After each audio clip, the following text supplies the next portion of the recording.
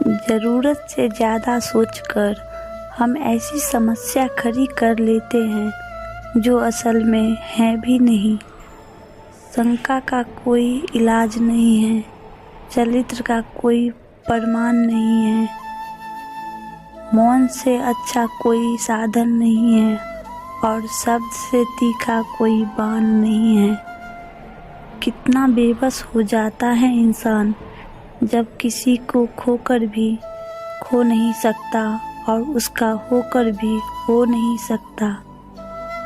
अच्छी बातें करने वाला हर इंसान अच्छा नहीं होता, लेकिन अच्छी नियत और अच्छी सोच रखने वाला हर इंसान अच्छा होता है। कि खुशी के लिए काम करोगे तो खुशी नहीं मिलेगा, लेकिन खुश होकर काम करोगे तो खुशी और सफलता दोनों ही मिलेगी। पूजा करने का कोई सिद्धांत नहीं है, परमात्मा हर उस दिल की सुनता है जो पवित्र, निर्दोष और ईमानदार है। हार मत मानो, उन लोगों को याद करो जिन्होंने कहा था तुमसे नहीं होगा। जब इंसान अंदर से टूट जाता है तो बाहर से मिलने वाली हर खुशी उसे सिर्फ हंसा सकती है, परंतु अंदर से खुश नहीं रख सकती। इंसान जीवन में गलतियां करके उतना दुखी नहीं होता जितना कि वह बार बार उन गलतियों के बारे में सोचकर होता है। प्रभु से कुछ मत मांगे, सिर्फ प्रभु से प्रेम करें, क्योंकि प्रभु को बिना बताए ही पता चल जाता है कि हमें क्या चाहिए। सत्य बोलने वाले के लिए कोई तैयारी नहीं करनी पड़ती, क्योंकि सत्य हमेशा हृदय से निकलता है। इंसान जीवन में गलतियां करके उतना दुखी नहीं होता जितना कि वह बार बार उन गलतियों के बारे में सोचकर होता है। यदि एक इंसान एक ही सबक आपको 2 बार सिखाए तो गलती उसकी नहीं, गलती आपकी है। किसी की सहायता करते समय उसके चेहरे की तरफ ना देखें। हो सकता है उसकी झुकी हुई आंखें आपके हृदय में अहंकार पैदा कर दे। शरीर में कोई सुंदरता नहीं होती, अच्छे कर्म, वाणी, व्यवहार, चरित्र और संस्कार जिसके जीवन में यह सब है वही सबसे सुंदर इंसान है।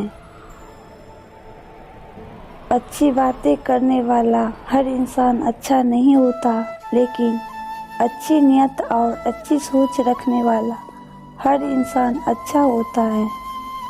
सभी अच्छे काम छोड़कर बस भगवान में पूर्ण रूप से समर्पित हो जाओ। मैं तुम्हें सभी पापों से मुक्त कर दूंगा, शोक मत करो। गैरों से मिला प्रेम हमें याद हो या ना हो, लेकिन अपनों से मिला धोखा हम सारी जिंदगी भूल नहीं पा सकते। फंसाने वाला सोचता है कि मैं तो आराम से इसे मूर्ख बना दिया, पर वो यह कभी नहीं समझ पाता कि वो एक रिश्ता, एक इंसान हमेशा के लिए खो रहा है। अहंकार में तीनों गए, धन, वैभव और वंश। यकीन ना आए तो देख लो रावण, कौरव और कंस। गीता में श्री कृष्ण ने कहा है, जो लोग तुम्हारी बुराई करते हैं करेंगे, चाहे तुम अच्छा करो या बुरा। इसलिए शांत रहकर अपना कर्म करते रहो। निंदा से मत घबराओ, निंदा उसी की होती है जो जिंदा है। मरने के बाद तो सिर्फ तारीफ होती है। वह जो सभी इच्छाएं त्याग देता है और मैं और मेरा ही लालसा और भगवान से मुक्त हो जाता है, उसे शांति प्राप्त होती है।